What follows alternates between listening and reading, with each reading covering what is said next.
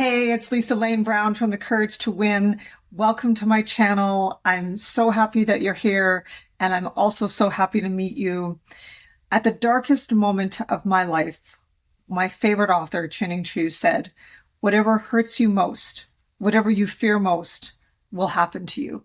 And if there is a more true statement, I have yet to hear it. It's always like a big black hole staring us in the face all day long. And it's like we've been dropped on an island where we don't know the language and we don't know the terrain and we can't find our way out. And I can speak with authority on this subject because it's happened to me so many times in my life. And I do believe that when it does happen, we ask ourselves those two questions. Why is this happening to me? And of course, how can I win? I first got interested in the subject of winning as an athlete in the Canadian ice sport of ringette. It's a lot like ice hockey. And I love my sport, but my confidence would go up and down like a yo-yo, and I never knew why. And it hurt me all the time. And then we lost the national championships with 1 second left on the clock. And you just can't come back with 1 second left on the clock. And I really can't express my despair about this event in words because it was so bad. And I pretended to be okay, and I said all the right things. A teammate of mine got 5 goals. We lost 6-5, and that never happened. Said, "Good job, Shauna, way to go," even though I was eating my heart out with envy.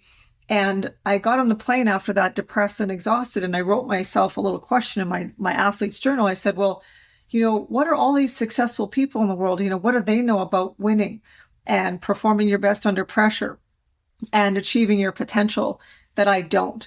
And I made a promise that I would go home and I'd start studying that subject. And I've been studying it for over 2 decades now.